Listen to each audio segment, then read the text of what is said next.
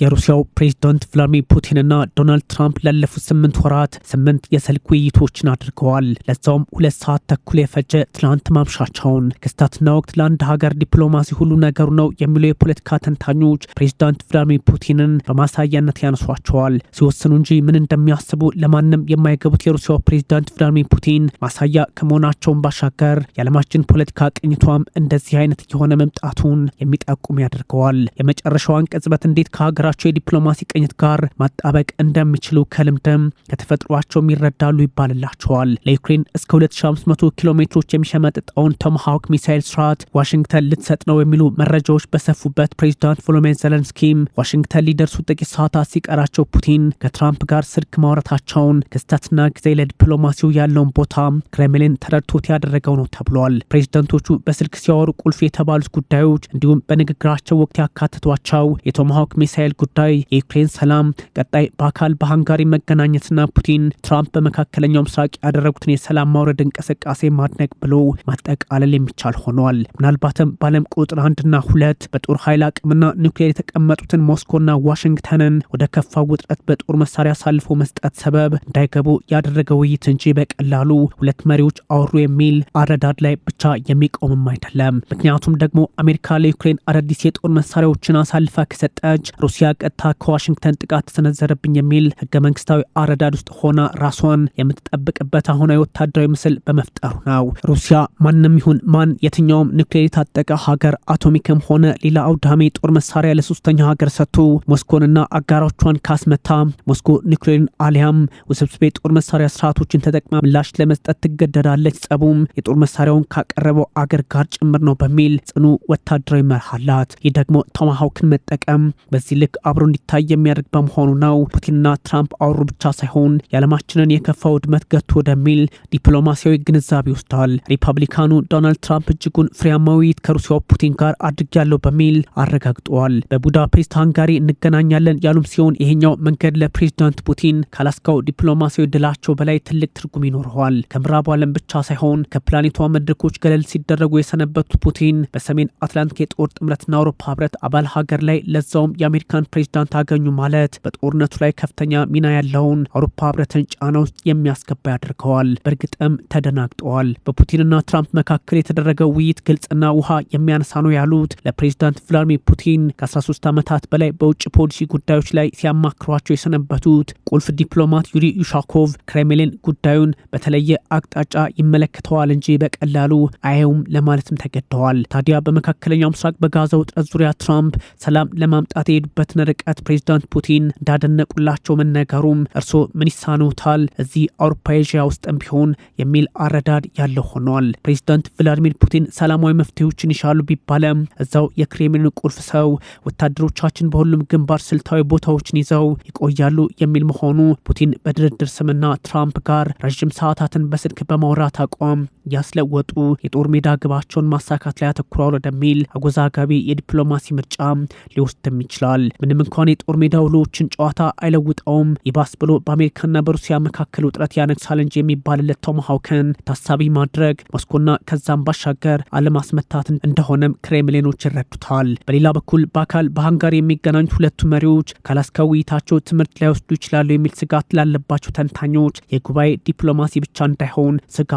ከትላንቱ ዛሬ ከፍቶባቸዋል። ታዲያ ዝግጅቱ መጀመሩን የሃንጋሪው ጠቅላይ ሚኒስትር ቪክቶር ኦርባን ሲያሳውቁ የዝግጅቱ አንድ አካል ደግሞ በሩሲያው የውጭ ጉዳይ ሚኒስትርና በአሜሪካው ማርኮ ሩቢዮ በስልክ ውይይት ይቀጥላል መባሉ ሁኔታዎች በእርግጥም የፑቲንና የትራምፕ ብቻ እንዳልሆኑ የሚጠቁም ያደርገዋል። ምንም እንኳን የነሐሴው የአላስካ ስብሰባቸው ፍሬያማ ነበር ቢባልም ለፕሬዚዳንት ቭላድሚር ፑቲን ቀይ ምንጣፍ ጠበቃቸው እንጂ አንዳችም የፈየደው ጉዳይ የለም ቢባልም ቡዳፔስት አዲስ ነገር ለዓለም ልታበስር እንደምችል ግምቶች የተቀመጡ ነው። በዛ ላይ ቪክቶር ኦርባን ከፑቲንም ከትራምፕም ጋር ግንኙነታቸው በጎ በመሆኑ ወደ ወዳጅ ሀገር የሚያደርጉት ጉዞ ለመሪዎቹ ሲሆን ለአውሮፓ ህብረት መሪዎች ደግሞ ስጋት ይሆንባቸዋል።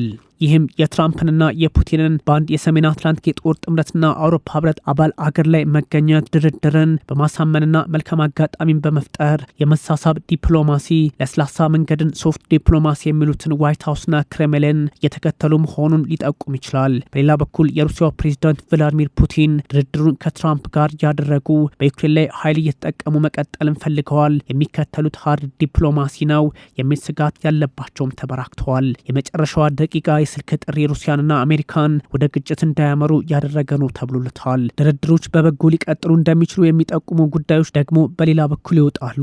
ዘለንስኪም የጦር መሳሪያ ስጡኝ ጥሪ ለማቅረብ ዋሽንግተን ገብተዋል። ፑቲንም 1200 ኪሎ ሜትሮች ላይ በተዘረጋው ግንባር ዛሬም ሲደበድቡ ውለዋል። ፑቲን ከዚህ ቀደም ካስቀመጧቸው ቅድመ ሁኔታዎች ዛሬም ሸብረክ የማይሉ መሆናቸው ማለትም ከያዟቸው ግዛቶች አለመውጣት፣ ኔቶን ዩክሬን መቀላቀል አትችልም፣ የትኛውም ኃይል ዩክሬን ውስጥ ገብቶ ህግ ማስከበር አይችልም፣ በኪየቭ አዲስ መንግስት ፈልጋለው አቋም የድካም ድርድር ብቻ ሊሆን እንደሚችልም ግምት እንዲቀመጥ አድርገዋል። የዩክሬን ጉዳይ መቋጫ ባይበጅለትም በሩሲያና በአሜሪካ መካከል ያለውን መካረር ግን ሊያረግበው ይችላል በሚል በተስፋ ደግሞ የሚመለከቱት ተበራክተዋል።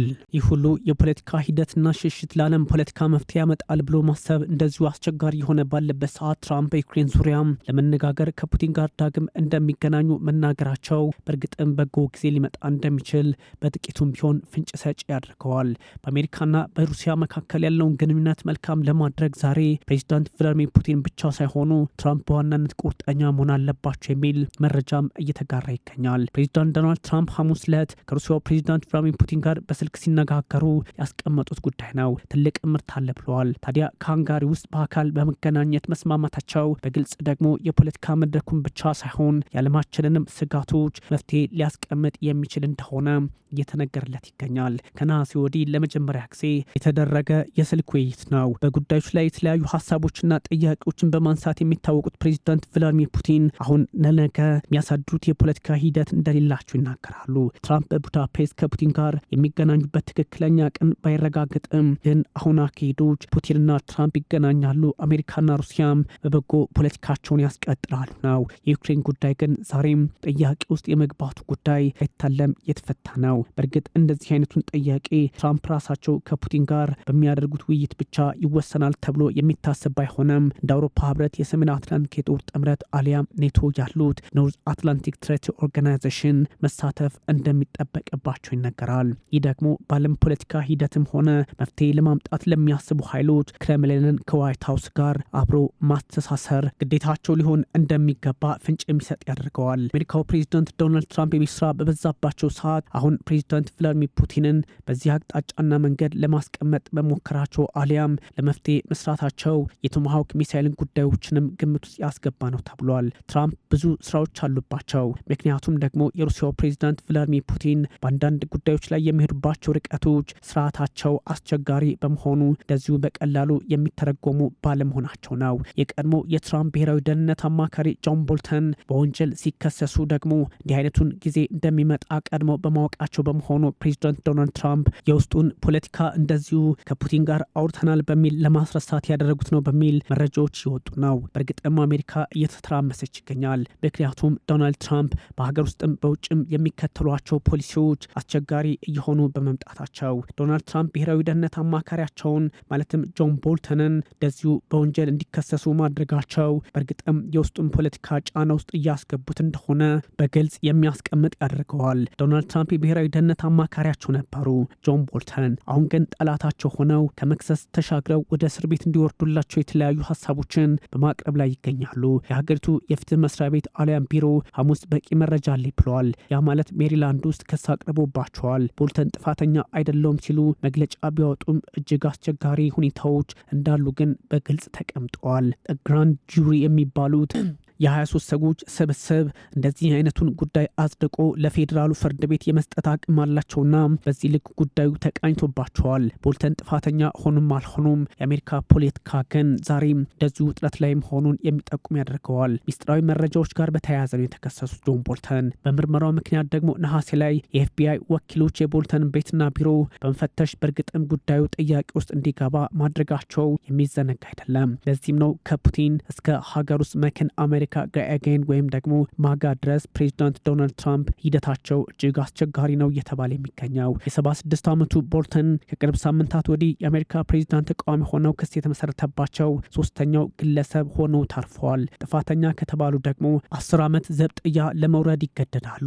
ግን ፕሬዚዳንት ዶናልድ ትራምፕ ያን ያደርጋሉ ወይስ ደግሞ ፍርድ ቤቱ የሚሄድበት መንገድ ያን ይቋጫሉ ወይ? በበርካቶች ዘንድ በጥያቄ ምልክት መልክ እየተነሳ ቢገኝም ራሳቸው ፕሬዚዳንት ዶናልድ ዶናልድ ትራምፕ ግን ከፑቲን ጋር ያላቸውን የፖለቲካ ሰጥ አገባ መፍትሄ ላይ ቆማለን በሚል ቡዳፔስትን ግምት ውስጥ በማስገባት የሀገር ውስጥን ፖለቲካ እያረሳሱት ነው በሚል ትችት እየተሰነዘረባቸው ይገኛል። አሜሪካ ጫና ውስጥ የገባችው የውስጥ ፖለቲካዋን ብቻ ሳይሆን እንደዚሁ ከውጭ ያሉ ሀገራት እንደነ ሩሲያ ያሉት ጫና በመፍጠራቸው እንደሆነ ይነገራል። ሐሙስ ታዲያ በግራም ቤት ሜሪላንድ በሚገኘው ፍርድ ቤት ቀረበ። በ26 ገጽ መሰረት ያ ማለት ክሱ ቦልተን በ8 የብሔራዊ መከላከያ መረጃዎችን የማሳለፍና በ10 የብሔራዊ መከላከያ መረጃዎችን በህገወጥ መልኩ በማቆየት ወንጀል በመከሰሳቸው እንደዚሁ ወደ ዘብጥያ የሚወርዱበትን አጋጣሚ የፈጠሩ ይገኛል ፕሬዚዳንት ዶናልድ ትራምፕ። በእርግጥ ይህን ቦልተን ሊቃወሙት ይችላሉ።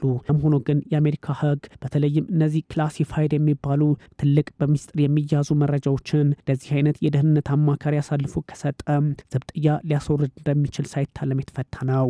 አቃቢ ህግ በዚህ ጉዳይ ላይ የተለያዩ ሰነዶችን እንዳገላበጠ ተነግሯል። የግል ኢሜይላቸውን ቦልተንን አይተዋል። የመልእክት መላኪያ መተግበሪያዎችን ሌሎቹን ጨምሮ በመጠቀም የአሜሪካ መከላከያ ሚስጥራዊ መረጃውን በህገወጥ መንገድ አስተላልፈዋል በሚል እንደዚሁ ከሷቸዋል። ግን እንደዚህ አይነት ክሶች ነገውን ብቻ ሳይሆን የዛሬውን የፖለቲካ አውደም አስቸጋሪ ሊያደርገው እንደሚችል ይነገራል። ለዚህም ነው ከውስጥም ከውጭም ጉዳዮችን ማየት ፕሬዚዳንት ዶናልድ ትራምፕ ይጠበቅባቸዋል የሚሉ መረጃዎች የወጡባቸው የሚገኘው። ሰነዶቹ ለወደፊት የሀገሪቱ ጉዳይ ላይ አስቸጋሪ ሁኔታዎችን ሊፈጥሩ ስለሚችሉ አሁን መፍትሄ ሊሰጠው ይገባል የሚል አቋምም አለ። በተለይም እነዚህ ዶክሜንቶች አሊያም ሰነዶች ስለ ወደፊት ጥቃት፣ የውጭ ተቃዋሚዎች ወይም ጠላቶችና የውጭ ፖሊሲ ግንኙነቶችን መረጃዎች የያዘ በመሆኑ የአሜሪካን ጉዳይ አሳልፎ እንደ መስጠት ይቆጠራል። በጆርጅ ደብሊው ቡሽ አስተዳደር ወቅት የተባበሩት መንግስታት ድርጅት አምባሳደር ነበሩ። ቦልተን ትራምፕ ላይ ትችት ከሰነዘሩ የቀድሞ ባለስልጣን መካከል አንዱ ሆነዋል። 2019 ላይ ደግሞ የፕሬዚዳንት ዶናልድ ትራምፕ አስተዳደርን ለቀው ወጥተዋል። ያ ማለት ተባረዋል። ግን ጉዳዮች እጅግ አስቸጋሪ ናቸው። በ2020 የወጣው ዘ ሩም ዌር ኢት ሃፐንድ የተሰኘ ግለ ታሪካቸው በትራምፕ ስር የነበሩ ጊዜ የሚገልጽ በመሆኑ ፕሬዚዳንቱ ስለ ጂኦፖለቲካዊ ጉዳይ የሚያውቁት ጉዳይ የላቸውም በሚል ማጣጣሩ እንደዚሁ ዶናልድ ትራምፕ ጥርስ እንዲነክሱባቸው ሳያደርጉ እንዳልቀረ ይነገራል። ለዚህም ነው የአሜሪካ ፖለቲካ አሁን የእርስ በርስ ውጥረቱና ግጭቱ አሊያም ውጥረቶች ሌላ መልክ እያላቸው ባለበት አጋጣሚ ከውጭና ፑቲንና ሺጂንፒንግ የቻይናው ማለት ነው አስቸጋሪ ሁኔታዎችን እየፈጠሩ የሚገኘው። ፑቲንና ዶናልድ ትራምፕ የመገናኘታቸውም ሆነ ያለማገናኘታቸው ጉዳይ በእርግጥም የራሳቸው ሀሳብ ሆኖ ሳለ ግን የዓለምን ፖለቲካ የመዘጎር እድሉ እንዳላቸው በግልጽ እየተቀመጠ ይገኛል። ግን አሜሪካ ቀድማ የቤት ስራዋን መስራት እንዳለባት ይነገራል። ከዚህ ቀደም የኤፍቢአይ ዳይሬክተር እንደዚሁም ደግሞ በሌላ አጋጣሚ የዋሽንግተን አቃቤ ሕግ መከሰሳቸው የሚታወስ ነው። ለዚህም ነው ፕሬዚዳንት ዶናልድ ትራምፕ ለጉዳዮች መፍትሄ መስጠት ይጠበቅባቸዋል። ግን ያተራመሱት የሚቀጥሉ ከሆነ እጅግ አስቸጋሪ ነው እየተባለ የሚገኘው።